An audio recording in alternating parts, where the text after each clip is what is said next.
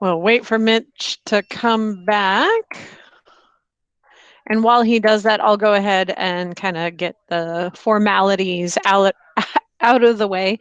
Chances are every one of you has been on one of these sessions already this weekend, but officially, let me just, go through the spiel. So just for the sake of ease, everyone's mic is muted. That helps with feedback, so we're not getting feedback on the speakers. And that also helps that it doesn't interrupt the presenter. Mitch does have a presentation for this one. And so if you have questions during the presentation, highly suggest that you use the chat feature over on the side. This will probably seem like like you're used to me saying this, but I'll show you what I mean. So here is an example of a question in the chat feature. I would ask that you put question marks in front of your question. It really helps myself and the presenter see where a question is separate from the rest of the chat that's happening. Makes it easier visually to key in and see that. Other than that, as Mitch said, yes, this is kind of the first trial for a virtual build along. So it's a fairly simple project, and he's going to show what he's doing. Would love to have your feedback after this of if you think this is something we could do physically building together. Every one of us is in our workshops building along, doing something like this. Plans for it will be posted on the Fortuna Found website in just a second. I thought they were live, but it looks like it wasn't. So I'll post that link in just a second. And let's see if Mitch has come back in. Hey, Mitch, are you there? I'm here. Can you hear me? I can. Let me see if we can see you. We can't see you. Well, that's no great loss because you'll see my presentation. And yep. I was going to make some hand motions, but I think I can do without those.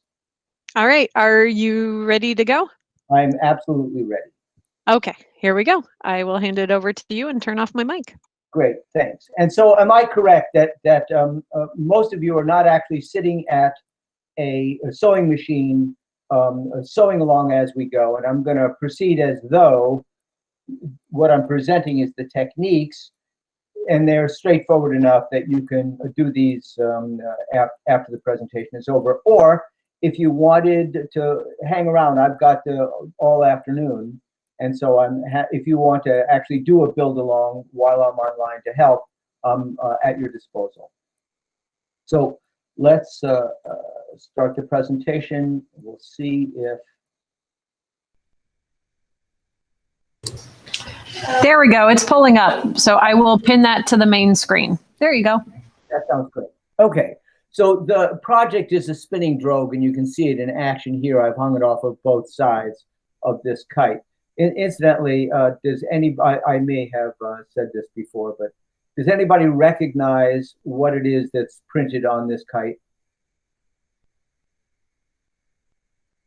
It's an Ebola virus. I just thought it was a nice shape. It's a bit of a grim thing to put in a kite.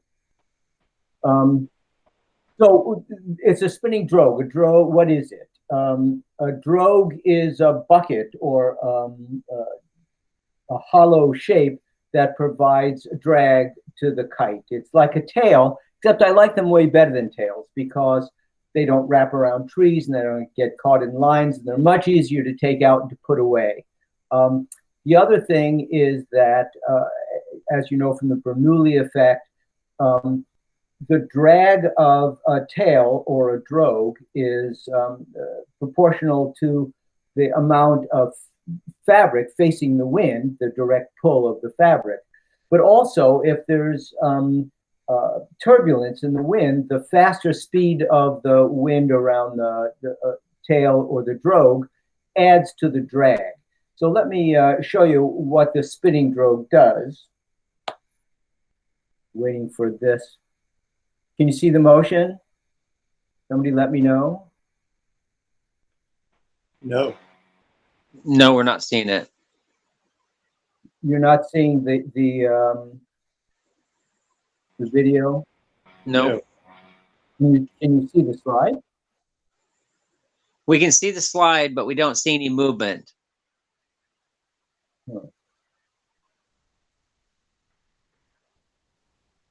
Well, let me say that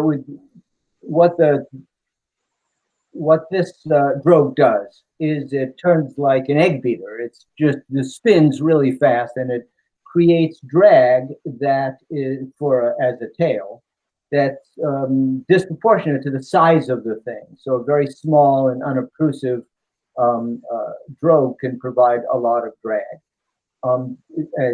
effective drag. The other nice thing about it is that the motion, I think, makes a statement in the sky. And so rather than a simple shape trailing behind your kite, the motion adds a kind of drama. So this is what you need.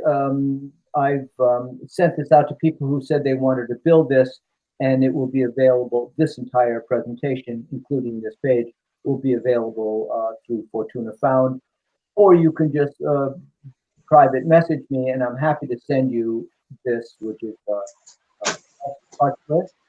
One of the things I should point out is can you see my little arrow? Somebody let me know if you can see my arrow moving. No. You can't see my arrow moving? Well, one of the third thing down is a 32-inch piece of bare polyester boning. Boning is something you buy at Joann's or any fabric store. It's a strip of stiff polyester. People use it to make undergarments or in women's clothing. They make it in various sizes. And the reason I point out that it's got to be bare boning is because you can also buy it in a way that's already encased in cotton to make it easier for people to sew. And you don't want that. You want the bare polyester boning. It's very springy and stiff, and it's flat, so it only bends in one dimension. Also, Hey, Mitch. Yes. Real quick, I think what's happening is you are presenting the original PowerPoint. You're not presenting the presentation of the PowerPoint. So it's still on the original title page. You're still on the title page. Yes. Yeah. So we're missing some of what you're talking about. Okay. I've stopped sharing. Yep. I'm going to hit present now. I'm sorry for the snap. Nope, it's okay. I figured this will help catch up with the video and everything else. Okay, I'm going to share my entire screen. Okay. Let me make sure that this is actually on my entire screen. Okay. This will take a second for the presentation to catch up. I'll click on this and share.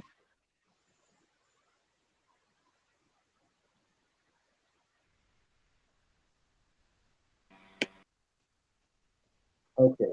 Can you now see? All right, there you go. Yep, we can see your whole screen. So now try clicking present in the PowerPoint. Okay, can you see that now? Yes. Awesome. Perfect. Thank you. Can you see my little arrow moving? Yes. Yes. Okay. Well, let me just, this is just as a test. Let's see, can you see that moving now? Yes. So this little drogue just spins great. It spins like crazy, and it produces a lot of turbulence and therefore a lot of drag. And also it looks pretty cool in the sky, and you can make them different colors. So I'm going to reemphasize that you want to use, the bridle is made of gross grain, 3/8 inch gross grain. Don't try to make this bridle out of string. It just gets tangled up and twisted. And gross grain seems to transmit the spin to the clip, to the spinner clip a little better. And so the swivel clip will work better if you use gross grain as the bridle. Here's the tools. The only thing that's not on everybody's table already is some kind of fabric glue.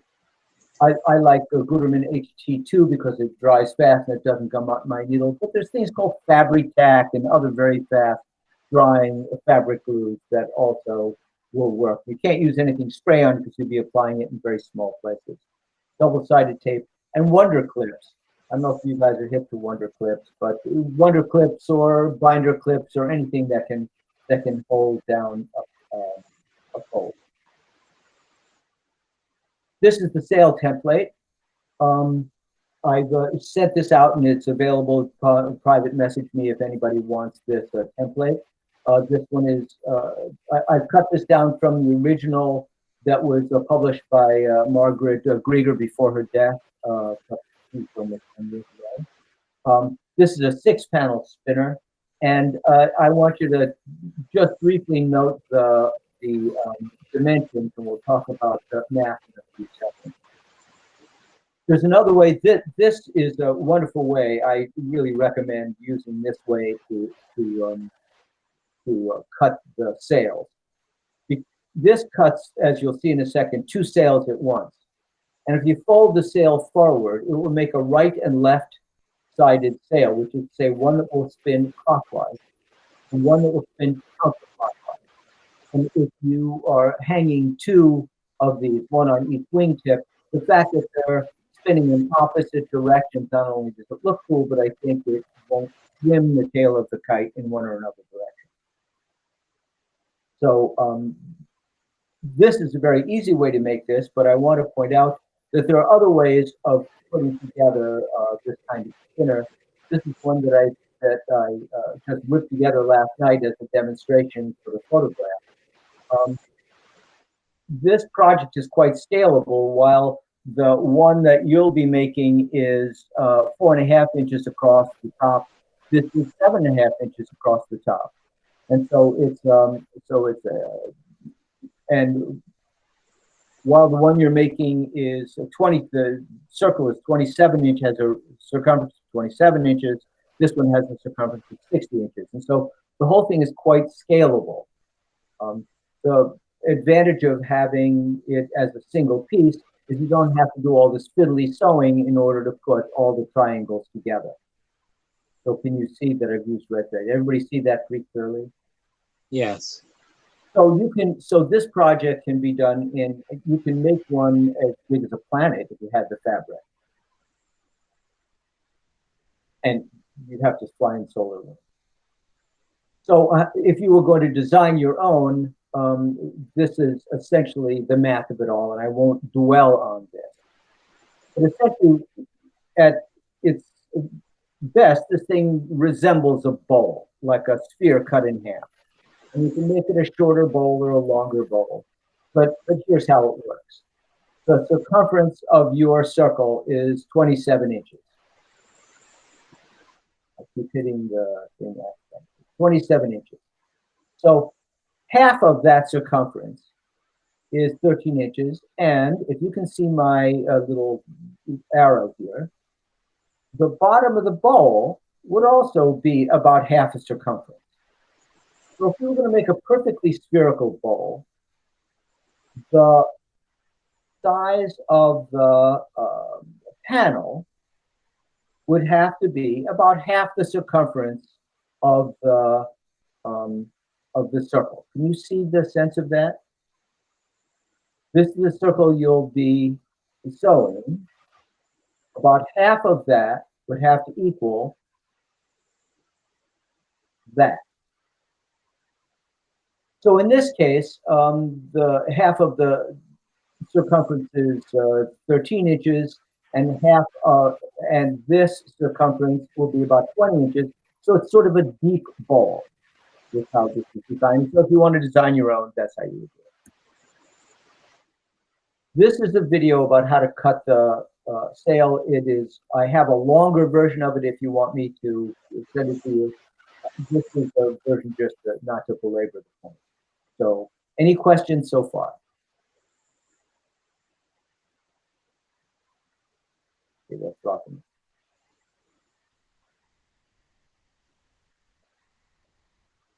Can you hear that? No, I cannot hear any volume.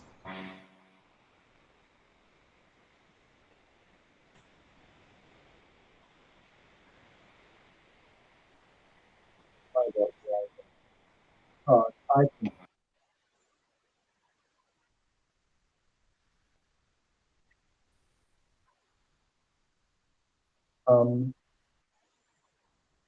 Let's see, my volume is turned up. Let me make sure.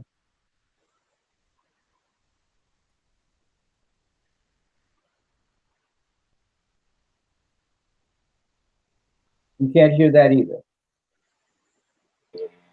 No, it's only local to you. Okay, I'm going to narrate.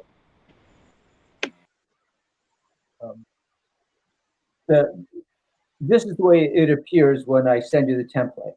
And you could, it's a little bit confusing at first, but what you'll see once you've cut all the lines is that it's actually two templates. And the advantage of, so what I do is I take this 60-watt soldering iron. It's a simple 60-watt soldering iron. My infrared thermometer says it's heated up to about 800 degrees. I'm cutting through half-inch ripstop polyester, and it would certainly cut at less than 800 degrees, but ripstop nylon does need that. I weight the thing down and I cut the outside first. And I cut the outside first so I can get both edges done. And incidentally, those weights are sad irons that you can get at any estate there. And what I do is I do my best to when I take that top template off, to leave the fabric essentially hot tacked to the underlying surface, and it prevents it from crinkling when I cut the other parts. Now look, you see this is a peak over here. This piece here will be hidden, but this little piece here will be shown. So when you cut these, don't shortcut them or round them out. Do your best to keep this little piece right here sharp. And I cut toward the edges first. That thing is not as close to my hand as it looks. Here I'm slowing down a little bit so as not to shortcut that cross. And rather than going through every single cut, we just move to the edge, and I've weighted this down. That's belt and suspenders. It would be probably hot packed down.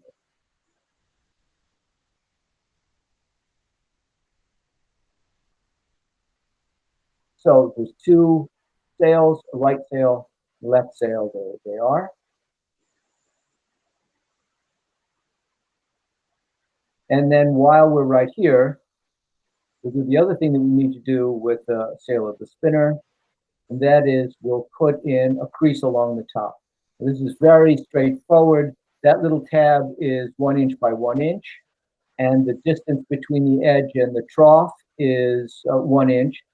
And so all you need to do is fold over and make a seam. Ripstop polyester makes a beautiful fold. It really makes a nice sharp crease, but ripstop nylon does it as well. I sometimes go over ripstop nylon with a creasing tool because it doesn't make it like a creasy pattern, but it's so you can see what I'm doing is I'm just matching the edge to the very top of the trough because that's a solid 1 inch line. And what you'll be doing ultimately is taking the 1/4 inch boning and slipping it into that channel. This is my light table. So there are these lines of LED lights under there. And so I'm showing you that it's a simple crease.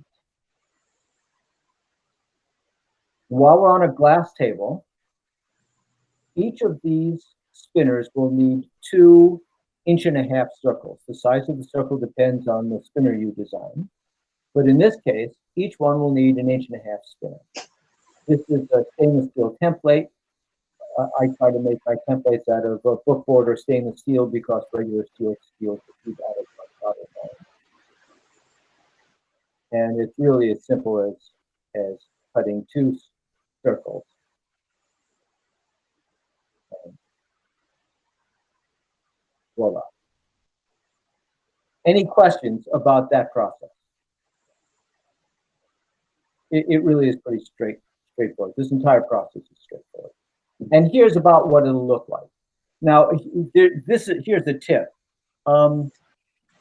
The boning, you can sort of, the boning comes in a reel. And you can sort of straighten it out by running along the edge of the table, but it's gonna want to spring into a circle. And so in this case, and you can probably see that I'm cheating a little bit. Here's a weight to hold this thing out flat. But you want the curve to be, in this case, toward you. Here's the fold. Here's the fold. And you want it to curve up toward you, and it makes it easier to close the circle when you're done. In this case, I've simply put this 1/4 inch boning inside of this 1/2 inch channel, and I've used a wonder clip. And you can use any ways of doing it, paper clips or binder clips. And here's a close-up of the 1/4 inch inside the 1/2 inch. Any questions? Everybody can do this. It's just a matter of folding. I want you to notice that I've also put a mark here on the tip of this. Now, this is a heavier mark than you would put. I'm just doing it for the sake of demonstration. So are you sewing the boning in, or are you gluing that down? You'll see in a minute. The very next demonstration is me sewing the boning down. Okay. But before we do, I'm just saying here's how you set up that sewing job. And I do want to point out these lines. There are 2 sides that come with the 2 edges on this panel. One edge leaves the boning at a right angle, and one leaves the boning at, in this case, it's 27 degrees off of the vertical, but it's angled. There's a straight edge and an angled edge. And you want to mark the last few inches of the straight edge at the tip. And you'll see why that will be quite useful soon. Any question about that, which is straight and which is angled? So put a little pencil mark or whatever. You don't have to use magic marker. Okay. So now you want to set up your sewing machine. When you sew down the channel for the bone, at the same time, you will be sewing on the gross grain bridle. And so in order to keep the gross grain at pretty much at right angles from the edge of the spinner, I take a piece of tape, as you'll see in the photographs coming up. I take a piece of tape and I lay it on the surface of my sewing machine, so as the gross grain comes up to the needle, I can see that it's about at right angles. It's not absolutely critical, but I like to keep it as much right angles as I can. You want to sew the channel just off the boning. So, but you need to keep the boning underneath the presser foot, because otherwise it'll curl up or twist and do other inconvenient things.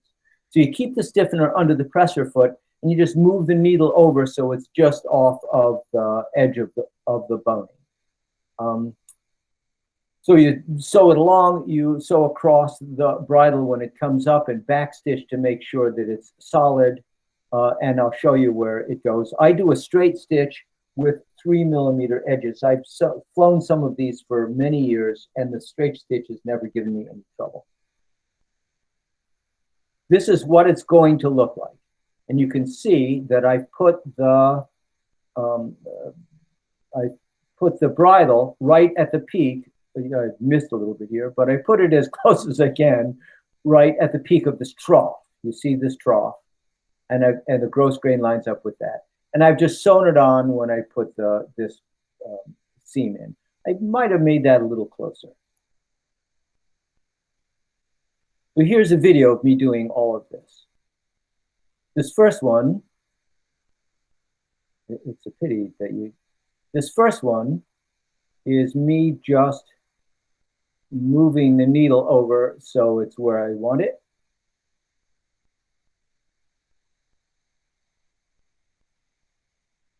There I am moving the needle over where I want it after I explain that you want it as close to the gross grain as you feel comfortable with. I lower the needle to make sure it's where I want it. And then you see this line here. That's as best I can tell, perpendicular to the edge. Put down a back stitch or two. And then the nice thing about these clips is that they're flat on one side, and I can just sweep them away as I sew. And my best not to sew my fingers down. And the gross grain will fit right at that place. Or even with a walking foot, there's no way to walk that stuff under the, up to the needle. I've hot cut the ends of my gross grain. I don't really think that's necessary because it's not really subject to a lot of turbulence. So once I've got the needle where I want it, I place the gross grain, lower the foot, and I sew it, back stitch it all the way across, and then move on. And it's a very quick and easy process. You want the stitch to be pretty close to the stiffener so that there's no chance for it to twist. And I have tried putting it in, I tried putting it in a bigger channel, and it does twist, or it sort of morphs. It'll sort of set itself on edge. So everybody have this process, and so there's no need to belabor it. Any questions about this process so far? Somebody unmute your mic and said, oh yes, it's utterly clear. Oh yes, it's intuitively obvious to even the most casual observer. Excellent. Thank you so much for the reassurance.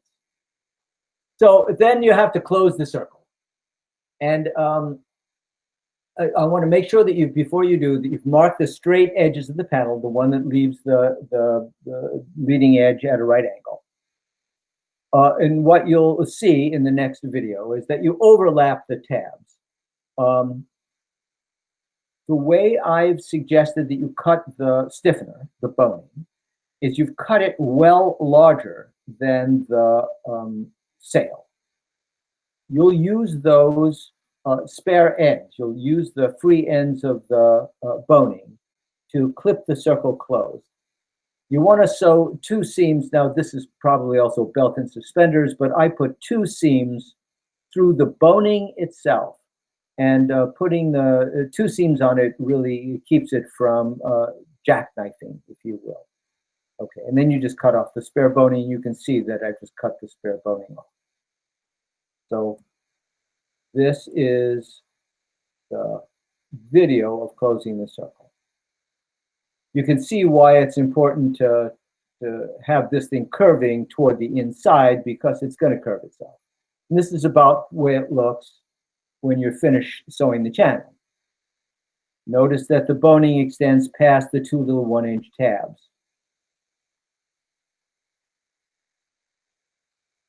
And then what you do, there are my hands.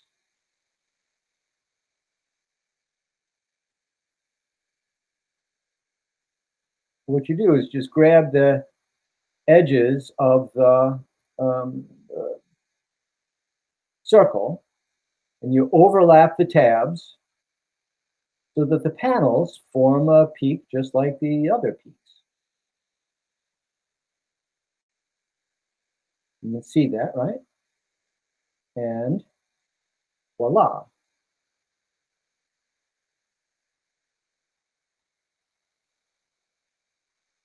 And then you take your wonder clip or binder clip or tape or whatever it is that you decide to use, and you clip at the end of the spare boning. And the advantage of that is that the clips are well out of the way when you do the sewing. You see, the clips are like inches away from your sewing line, and you're only going to be sewing where the tabs are. See this overlap tab? You'll just be sewing from here to where that ends on the other side. 2 lines of stitches.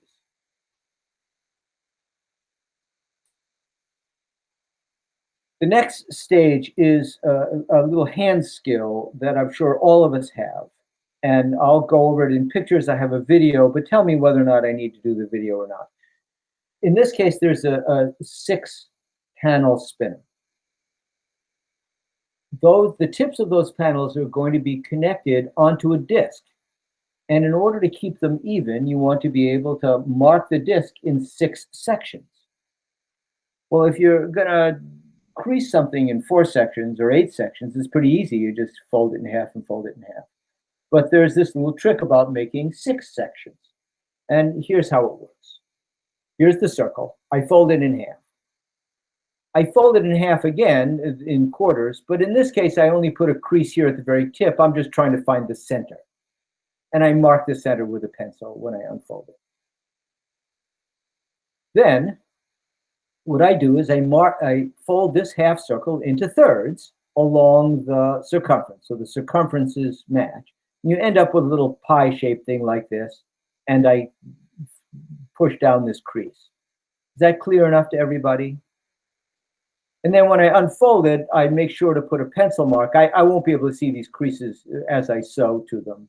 And so I put a little pencil mark where each of the creases are. So I have a clear center point and 6 rays leaving that center. You guys want to see that as a video, or you think we can pass by the video? Tell me, what's your feedback, you guys? The video. Just the folding of the disc? Yeah, this is just a technique for finding 6 rays on the center. I vote for pass. What do you see? You guys want to pass this? The trick is just to fold it in thirds along the circumference, using the center of the pie. The point of the pie is the center of the circle. I think we understand that, yeah. It's pretty straightforward. Okay. So then the question is, how are you going to fix the points of this spinner to that marked circle? And the way I do it is with double-sided tape. I used to lay the tips along the circle, as you'll see in a minute, and then peel them up and put down a little bit of fabric glue and lay them down again, but it's messy and it sticks to your fingers. And I've come up with this double-sided tape idea, and I think it works a lot better. So this is essentially a very short vid on how it is I apply the double-sided tape. Now I'm using, remember we have an 1.5 inch circumference circle, which means the radius of the circle from the center to the center of the circumference is 3/4 of an inch. I'm using 1/2 inch double-sided tape. I could use 3/4 inch double-sided tape, and if a little bit of the sticky shows, you'll see that won't really matter because the exposed tape will be hidden but in a sandwich between the 2 layers of circle. So this is me applying the double-sided tape to the tip. Mitch, have you ever used insignia cloth with that instead of double stick tape? I guess I don't know what you're asking. Insignia cloth already, you mean make the panels out of insignia cloth? No, make the circle out of insignia cloth because it's already got the adhesive for you to stick it to. No, you know what? I don't do that, but that is a terrific idea. I like to make the central circle out of the same. Oh, let me point something out while this is going on. You're going to be applying the tape to the, see how this is laid out? So this would be the outside of the spinner. And you're applying the tape to the outside of the spinner because these tips are going to be turned under. And I tend to make the circles out of the same material that I cut the sail out of, or a similar material of different color. But insignia tape would work very well. It'd make it much easier. You just have to figure out a way to mark it so you can see where the 6 rays. You follow what I'm saying? I think insignia tape is great if you can somehow mark it where these tips go. So in this case, I've got this little cutting thing here. I apply the tape and I just cut away the rubbish. And if I don't cut it precisely and there's a little bit of sticky showing when I'm finished, that's no big deal because that will be buried in the sandwich between the 2 discs.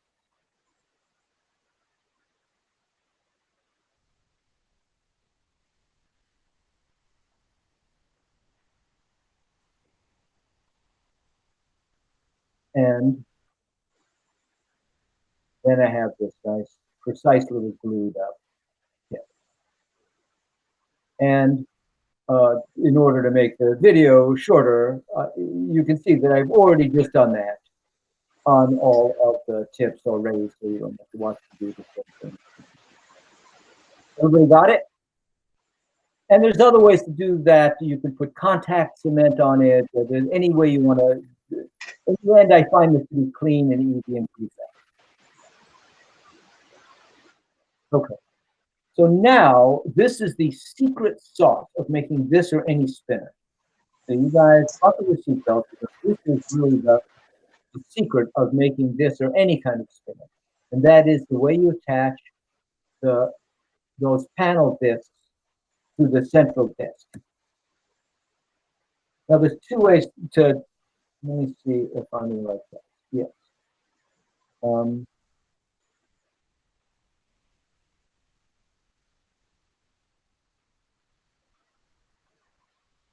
So when I did my edit, I started with a fade in, which always starts. So what I've done now is, remember, this is the outside of the spinner, which you will see. And it is on that outside that I've applied the tape. And just for the sake of ease, I've lined them up 2 at a time. And I like to do opposite sides at a time. And so notice that I've, and there's the disc, all marked up with 6 rays and a central point.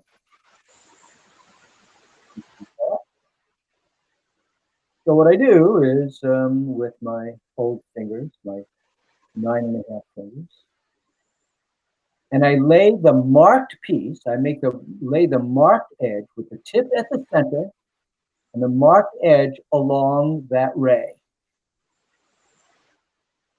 And I do that with the opposite side as well. And the reason that it works better, I'm not terribly dexterous at this point. The reason that that's important is because you want to make sure that the straight edge on one side lies along the straight edge of the opposite side. You don't want to overlap them. You don't want them to angle off of one another. And you'll see me demonstrate that with a straight edge. Put the straight edge over Mitchell. Okay. And you can see that it's laying right along the straight edge on this side and right along the straight edge in this. This is one line, one equal line. And I just do that on opposite sides.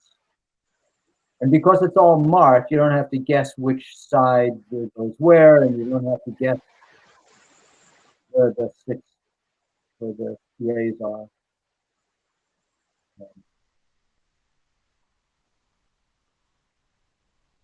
Everybody gets this process now. The reason that this. So are you taking those pennants and those tips and attaching them to the top or the bottom of the circle?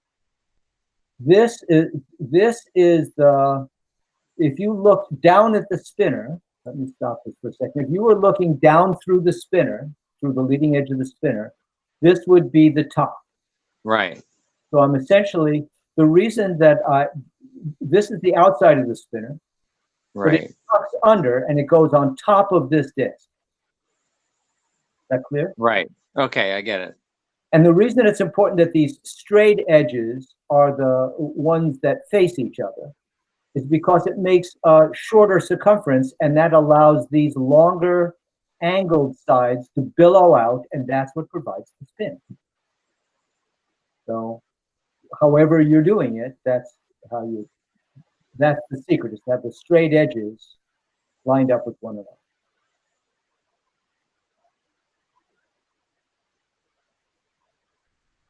And okay, so would that serve just that much? Well, no, it's not really strong enough. I mean, I'm a great proponent of no-sew, but that wouldn't do the job. So what you do is you take the second disc. Remember, you cut 2 for each. And here's my second disc over here.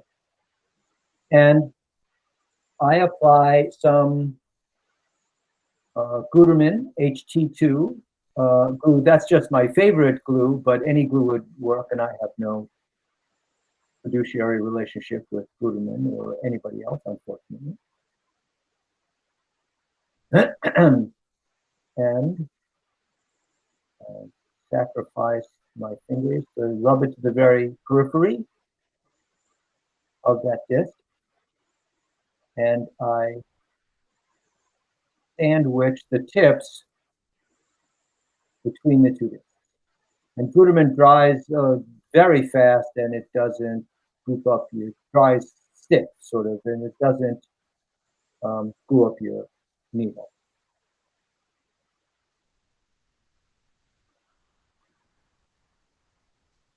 So the next thing you need to, everybody clear about that process.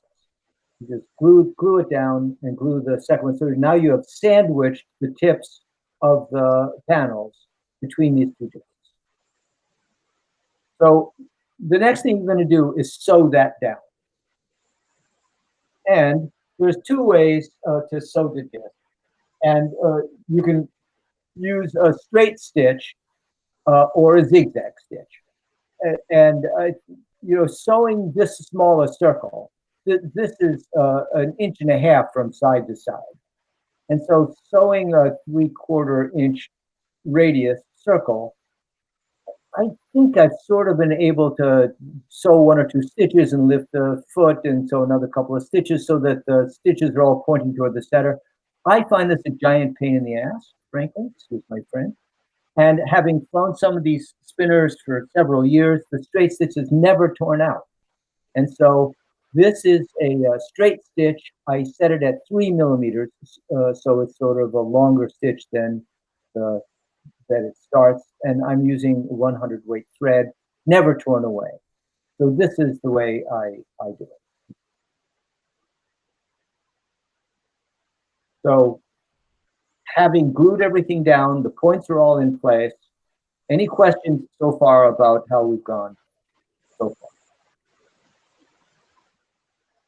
Nope. That's fine.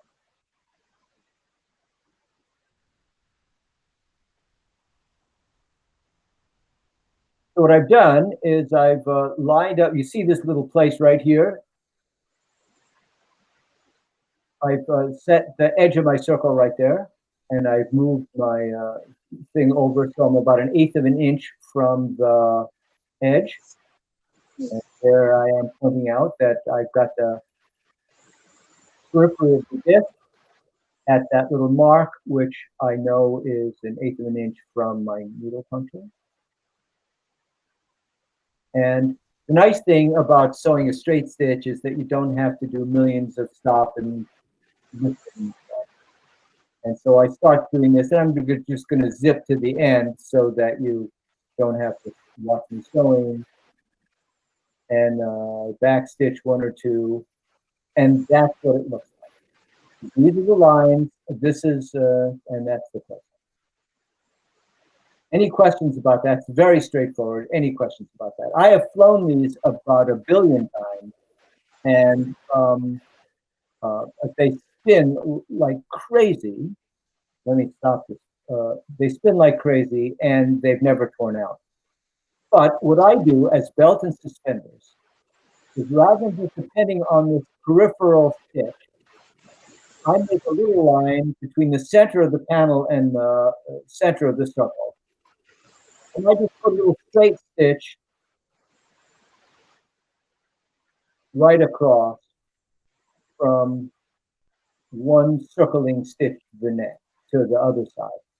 So it really comes down to 3 long stitches across the center. So now the center of each, in addition to the periphery, the center of each panel is also sewn down to the disc, and here's how it looks in the end. Any question about that? Now that may be belts and suspenders, but I've never had one shake free. So it's glued and sewn around the periphery and sewn across there, and the whole thing takes 5 minutes because this is so small. Any questions? Pretty straightforward so far, right? You may tell me that it is. Okay. So now the whole sail is done. That's the whole sail. You just sew in this thing along the channel. You sew the points to a circle. You glue on the other circle, and you sew the circle down. This is very, I mean, you can whip this. This is allegedly an hour or 90-minute class, and you could have done one in this time instead of wasting your time listening. So then the next thing is the bridle. So this is so straightforward. I'll just start.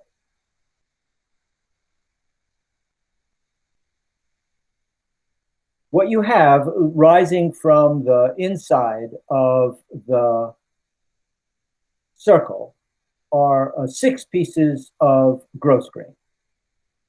And so what I do is I hold the gross grain at the tips, and I sort of adjust the ends of them so that this thing is hanging pretty much as I can perpendicular, parallel to the earth. You know, I sort of adjust. Sometimes it takes a millimeter or 2 because the sewing isn't always super precise.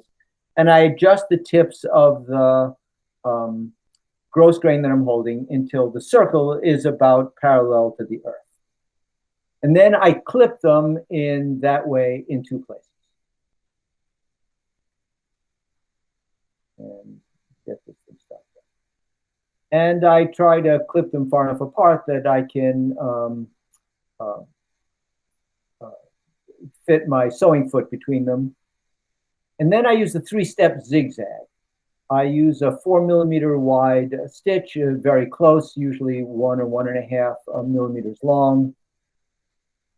So I make a nice tight 3-step zigzag. I leave about 1 inch from the stitch to the edge of the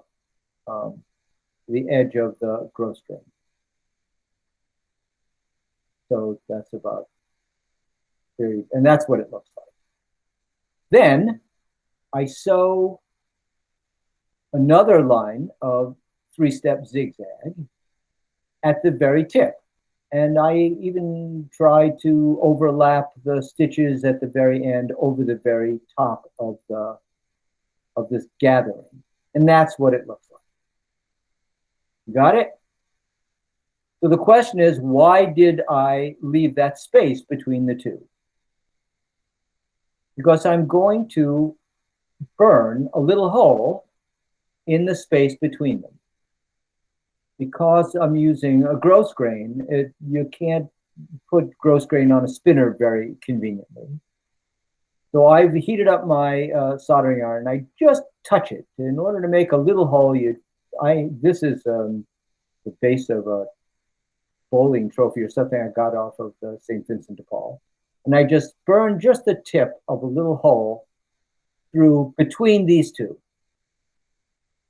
And I take my handy dandy string, which is hot sealed at the edge. And I put a spinner on it. This is a barrel spinner. Now, I should say, let me pause here for a second. It wouldn't be crazy to put 2 spinners or even more on this. These things spin really fast. And I find that 1 barrel spinner works, but when I make larger ones of these, remember when I was setting up for that larger one, I'll put 2 or 3 spinners on them because when it's pulling hard, it doesn't spin as freely for the larger ones. And so I'll put a couple of spinners in because you want them to spin as freely as possible. In this case, with this rather diminutive tail, I put a single clip spinner onto it. And I just, in this case, I'm tying a fisherman's knot onto it to minimize the knot, but you can tie any old thing. I wouldn't use a square knot because it will come undone, but a bowline or anything you want. And that really is the end of it. That's the whole project. You have a spinner and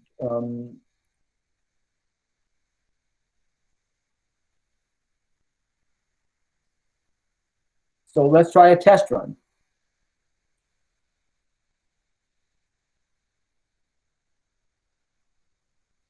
There it is hanging. There's the center. And I'll turn on a fan. This is my back deck, and I've turned on a fan. And voila. One trick is that you'll notice that as you play these, you want to do your best to keep these straight until you gather them at the top. And there's going to be a half twist in some of them because, you know, it's starting in this plane and it's ending for half of them in a different plane. But you want to keep these as straight as you possibly can, and that will help with the spin. So let me just show that one more time. You see how they're hanging pretty straight when you're hanging them down, but they have to twist in order to gather together at the top. And it spins like crazy. Once you catch it in the wind, voila. Any, let me see, is that my very last one?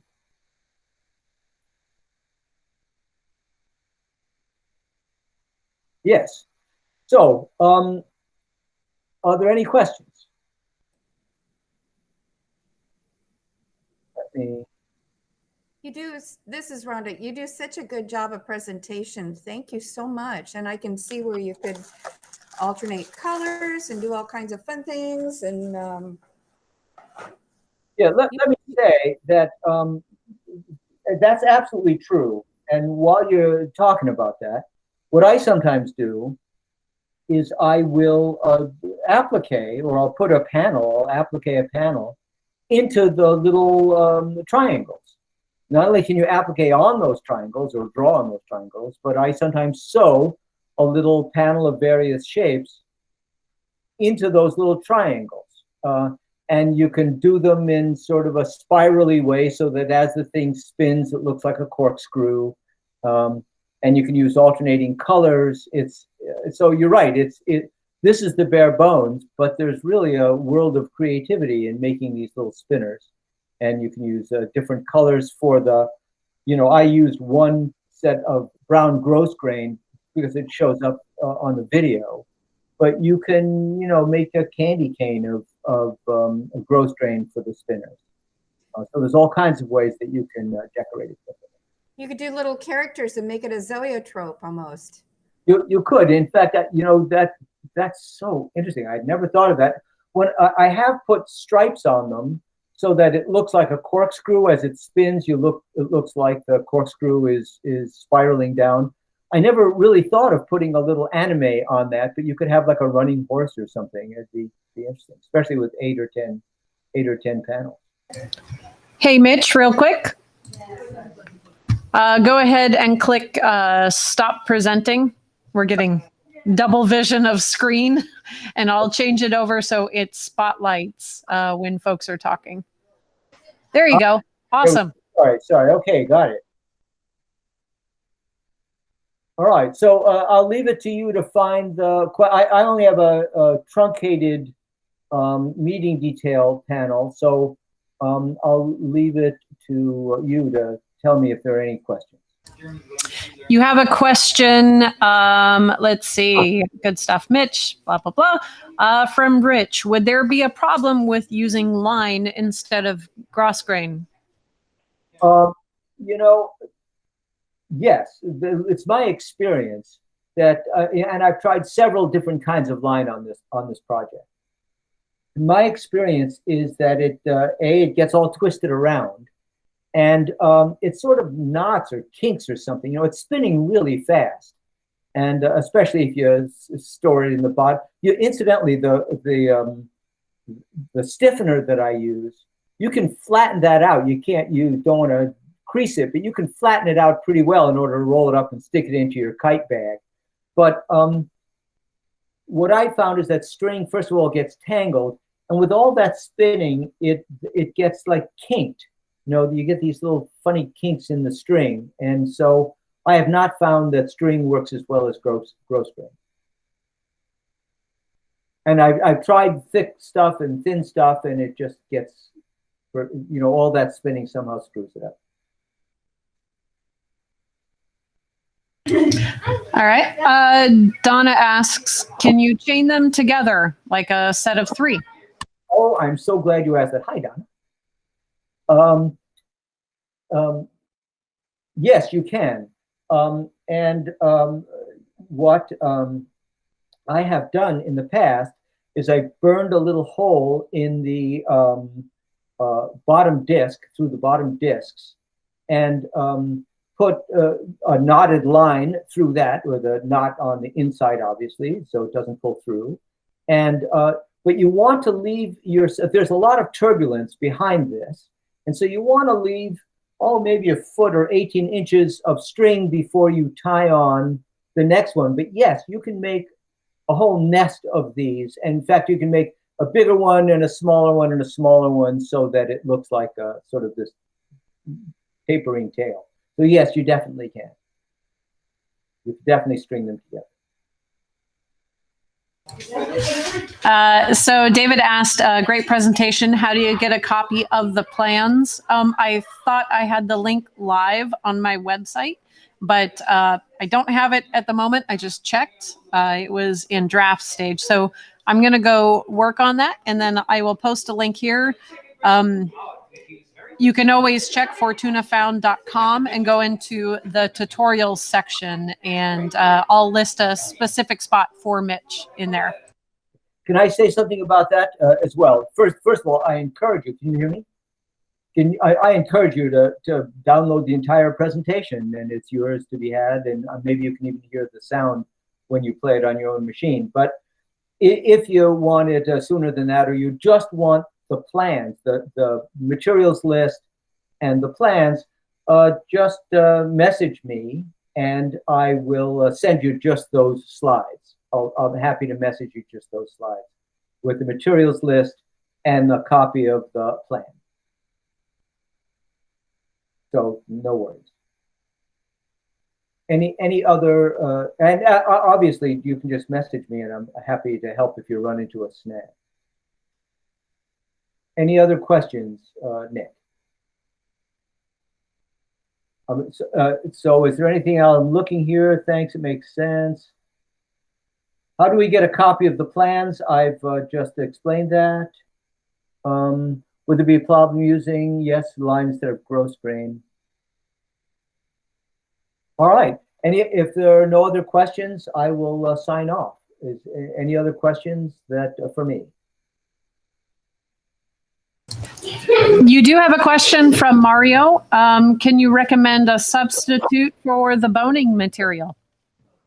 Well, first of all, let me say that the boning is very readily available. You can get it at any fabric store. It's called boning, and you can get it online as well. And what I'm using here is 1/4 inch, but for the larger one, I showed you that 8-panel, much larger one, I'm using 1/2 inch boning. And so you can buy that about anywhere. So the next question is, can you put anything else in there? And the answer is, yeah, absolutely. I've tried using sort of stiff fishing line, and that works okay. and you can use, so yeah, you can, anything that's stiff and springy that holds the thing open. You can even put soft stuff in there. I've tried putting gross grain in there, and when it's spinning well, even something soft like gross grain will hold open nicely.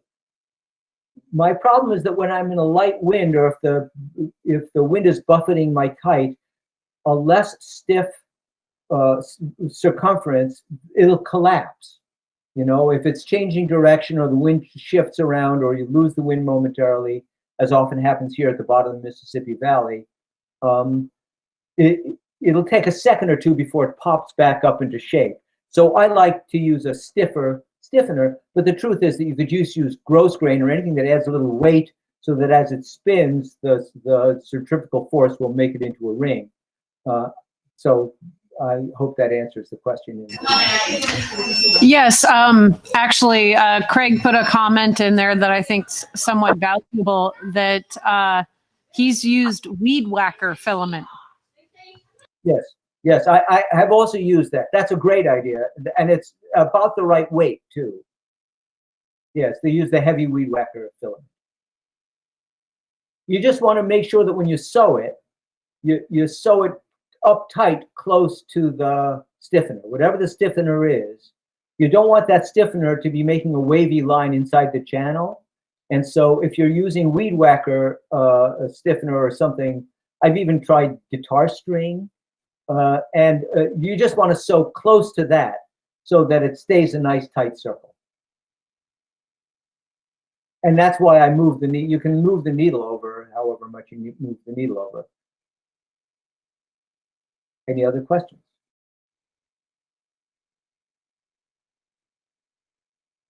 I think we've hit every question. Rhonda says the plastic strapping from shipping packages is another option. I have to say that the first ones that I made of this were made of that very stuff. Before I started buying, because that's a ½ an inch, I was making it on big spinners, and I didn't start buying mine from Joann's until I wanted to make smaller spinners and needed 1/4 inch. But absolutely, the ½ inch strapping that you find on packages is how I started doing this. So that's an ideal stiffener, and it's cheap and free. And it probably sews better than the commercial stiffener anyway. It's a little more porous, so it sews just fine. Nice. All right. Well, this is my time check for myself. I'm going to go ahead and sign off. Like the other presentations, the conversation can keep going. The recording will keep going, and I'll post it to the Fortuna Found YouTube channel in the coming week. My big thanks to Mitch, and we do have a few more sessions today, including a long distance collaboration in about an hour with Lindsay Johnson. So I hope you join that. I'll post the link to it in the chat section. I'm going to turn off my mic, turn off my camera, post the link, and then I'm out of here to go grab some lunch. So I have a question for the group before we break up. When we were originally discussing this, the question arose as to whether this could be an online sewing session where people would have either they have their screen in front of their sewing machine, or maybe they could just listen in the background while they were sewing so they could keep their eyes on the needle. And do you think, how feasible does that seem to you? And this is a presentation on how to do it, and I can show you the diagrams when it's all said and done. But how feasible do you think it is to run an actual sewing workshop in this environment? Very feasible. I think this is the workshop of the future. So I may enter. So Naomi, you think that if there were long pauses, that we could somehow, I wonder if there isn't a way for you guys to turn on your camera. So if you run into a snafu, the leader of the group could look at what you were doing. Know what I'm saying? I'd say we'd have to give it a try, because like at Fort Worden, you've got such a diverse group of people with various skills where, it's kind of a race from one end to people who are, what am I trying to say? Some people are very quick. Some people are going to give up and figure it out at home later anyways. So I'm worried more of the keeping everybody at the same relative pace.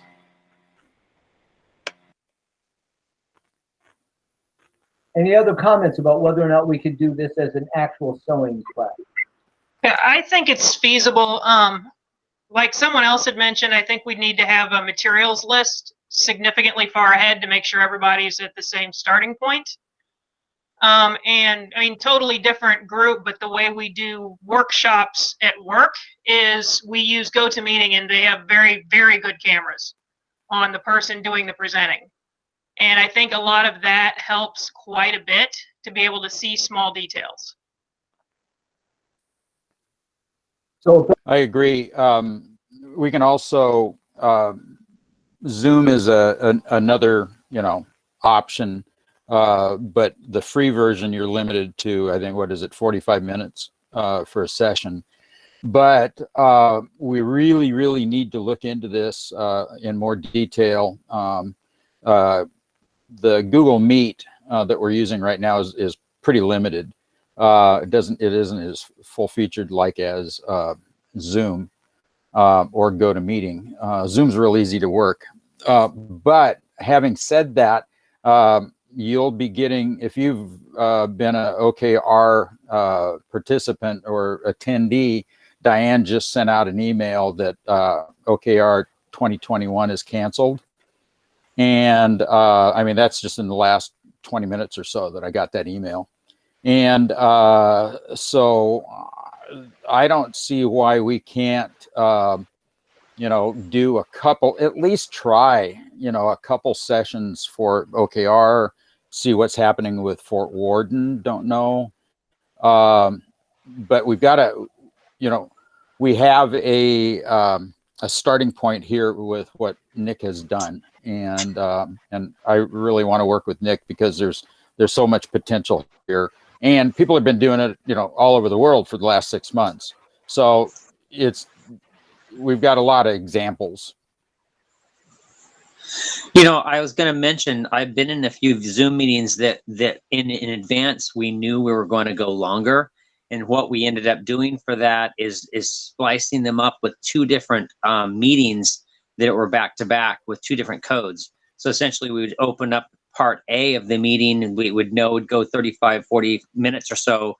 We would have a hard stop and then an immediate restart with the new meeting code, and then it would continue, and that gets around the Zoom's 45-minute limit. Oh, that's awesome. I hadn't thought of that. The other thing is that the camera I'm using right now, it's got a little latency right at the moment, because it's a Wi-Fi connection to my laptop, but I'm using my cell phone on a tripod that I can move around, and then I can also bring it down and focus on my coffee cup. I also have another camera, an older cell phone right there that I'm going to be maybe using in my presentation, and it's also I'm doing a live feed on it through a web browser tab, and so I can when I present that, I can share that. So then I've got two cameras operating. I think the interesting thing that I've noticed is you're telling me that we're looking at you on a cell phone. It's right on my representation. It's dithered and it's broken up a little bit. But when I'm looking at Nick, that for some reason seems to be clearer than you are. So I think that we would need to just work out what is the best way to get detail for the presenter, what best kind of camera to use for the presenter, so right it's clearer. Eric. Yes. for the last couple of days, Eric, your video has been completely shattered, and for me, Yes. it's perfectly clear. Interesting. I think the problem might actually be on your end, Eric. Huh. Because That's- I'm using the same device. I'm actually using a tablet right now. And so it's curious. I wonder if it's just the signal that's dithering it up. You just went into a Yeah. whole bunch of stripes. Right. Oh yeah, Yeah. every once in a while he'd go into stripes. So as far, I mean, I'm not trying to get off a topic here, but my image to everybody else, is it clear or is it pixelated or dithered? No, it's clear. Yeah, right now it's great. Okay. Oh, okay. So then, Eric, it's you. Eric Okay. is pixelated. Eric goes between pixelated and stripes. And stripes. Yes. Okay. Right. So it's my signal then that's creating the problem. Believe so. Yeah. Good to know. But and I never. Am I correct that I never did come online? I never did. You never. No, we've never been able to see your face this time around. When you were in the last class, Mitch, I could see you. You popped in and popped out that once, and you were right there, your face and everything. Yeah, I'm not exactly sure what that was about. Well, so I mean, it's Well, you can go into settings and double check to see what your video is selected for. go into settings for In Google Meet, the three dots, the menu pop up. Are you on a tablet or are you on a computer? on my desktop. That's this meeting. Windows. Okay, so down at the bottom you got the where it says closed captions present now. Then you got the three dots to the side. Come on. Change the layout. Turn on background blur. I don't want to do that. Yeah, go to settings. Yeah. Yeah, and then in there you click on video, and then there's camera, and it gives you sources of the camera, so you can. So Because I can I'm just switch gonna. over. Can I just say something in here? Yes, please. Yeah. One of my things is that I'm stuck out here in the boonies of Wyoming, and I have a lot of people that are interested, but I don't have the knowledge. So to me, one of the things that I kind of see in the future is me having a class where I'm not the expert, but I have the teacher, one of you guys, online in your house, safe from COVID and not having to deal with Wyoming, but teaching the class and then having an assistant there that knows a little more than the average bear. And so you could do this all over the world. So that's cool. And you could do it from your backyard. So I used to do surgical workshops. Naomi, I think that's a great idea. I used to do surgical workshops that very way. When we were training doctors who work in prisons and jails, correctional doctors, and I'm an emergency doctor. So when we were trying to train them on how to sew closed injuries, so not to send people to the ER all the time. That's exactly what we did. We had a local proctor who was okay, and then the video conference, which we weren't allowed in the prisons and didn't have the time to come out. And so we used to do that very thing where we had a local proctor and then a video connection to show the technique. And then there's the person that's there, like me, that knows some, can answer simple questions, and then we can, keep an eye on everybody and answer little questions and watch for mistakes. But the expert and the teacher that is actually giving the class is far away. I like that. I'm excited. I have not met one kite person out here within hundreds of miles, so I'm hoping to change that. Well, I don't know where you are, if you're up in the mountains like that. If you're out in Cheyenne or something, that wind will blow the hair right off your head. Yes, I'm on an acre outside of town here in the Bighorn Basin, and I had to pull down all the trees that were the windbreak, but it has gotten up to 50 miles an hour here. So, and I have no grass, so it was a dust storm. Yeah, of course, all of that depends on outreach. Even you can meet locally. I mean, I think it's a great idea to have a proctor at a distance, but we're still waiting for the COVID problem to pass before you can pull together. Yeah, my family lives here, so we have very little COVID here. Yeah. Actually, your whole state is doing great about that. But I like that. The governor said Wyoming has been social distancing for 100 years. So, yeah, it's all good. My town's so small that if you get COVID, everybody knows your name within an hour. Yeah, you know exactly who has it. Yeah. Hey, I'm going to share my other camera to see if it's working. I'm just testing this for my presentation. So do you guys see this? Yeah. Pretty. Is it? Because I don't see what it's recording. So my hand's there. Yeah. And 5. Right. Is it lagging in any way? Yeah. I don't know, but yeah. Okay. Well, that's okay. And that is snap your fingers for a sound check. Yeah.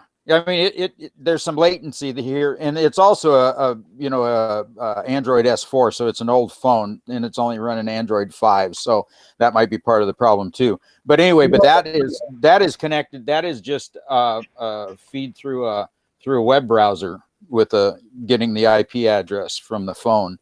So that's not connected to the computer at all. It's going through the internet completely. So that's my auxiliary, my other camera for detail shots. Anyway, so I'm going to stop presenting that. Well, all right, cool. By the way, Lindsay, thanks for telling me about OKR. Not that I really want to go to Oregon in January, but yeah. With Fort Ward, like right now, the border's still closed. They figure maybe late October. Well, you can fly in. No, you can't. Yes, you can. David Hathaway did it a couple of months ago. Oh, zip my lip. But, I mean, if Fort Worden, if they don't open the border by March, that'll be the first time in 15 years that I won't be there. Yeah. Maybe we can do it virtual. Yeah, exactly. Yeah, so I would encourage everybody to reply to Diane's email and maybe, just encourage her to think about, long distance. I don't think she's participated in any of these, whether she knew about them or not, I don't know. But, it doesn't have to be a full broad session. I mean, if it's a couple classes, that are simple, easy to produce. I don't see why not. I think one of the advantages of doing it like this is that people don't have to commit, first of all, to travel, but also they don't have to commit an entire weekend to this. You can do an afternoon class or a one-day class that people can do in the comfort of their own. And I think it makes it far more available. I think that if you can, wake up in the morning, do your, 5 or 6 hours of class training at home, you don't have to, get off of work. I want to point out. Well, and the other thing is that it's recorded, so we just, on Zoom, you can also, do a live presentation on YouTube at the same time in a Zoom meeting, but it's recorded and then it can be posted immediately. And then, so if you want to recap. I miss all those steps. All those what? Yeah. So when I miss all my steps, like, what was I doing? Yeah, you just rewind it. Yeah. I'd say send her an email. From Cheyenne, Wyoming. Rhonda is originally from Cheyenne, Wyoming. And so if you want to get some wind, I remember visiting Cheyenne, Wyoming. We went out and shot a rabbit, and we hung the rabbit on a hook outside the house, and the wind blew so hard that it blew the rabbit down the street and left the skin hanging on the hook. Oh my God. I'm actually 6 hours from Cheyenne. It's Wyoming's really big, but I've had to be driving all over everywhere, so I forgot what that's like. I mean, it's very spoiled. I think we have plenty to encourage Nick to try this in a real time way, and I like the idea of having people sewing while we're trying to do this. We'll have to work out how to do it. Perhaps look at a truncated version of an entire presentation first, so everybody's got the techniques down, and then do it piece by piece. Certainly, some of the more time-consuming parts of this project are just lining up and cutting out the sail.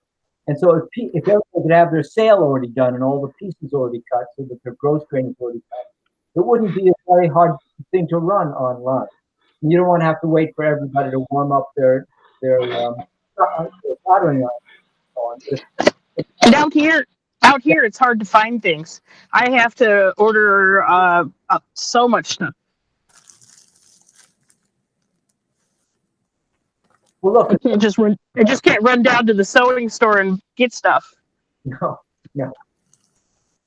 Look, I'm going to try to make it to the next function. Thank you so much for attending, and message me by all means. I think you have my email address, and just if you need any more details or if there's any way I can do with the project, please let me know. Thank you again. Thanks, Mitch. Thanks, Mitch. Thanks, Mitch. You're very welcome.